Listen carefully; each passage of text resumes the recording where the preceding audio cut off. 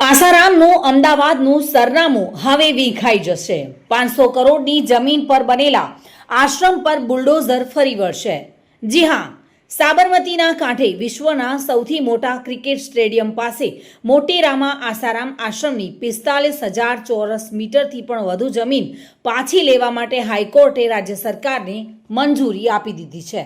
ગુજરાત હાઈકોર્ટે આસારામ આશ્રમ પાસેથી 45,000 ચોરસ મીટરથી વધુ વિસ્તારની જાહેર જમીન પાછી લેવા રાજ્ય સરકારના પગલાંને યોગ્ય ઠેરવેલ છે।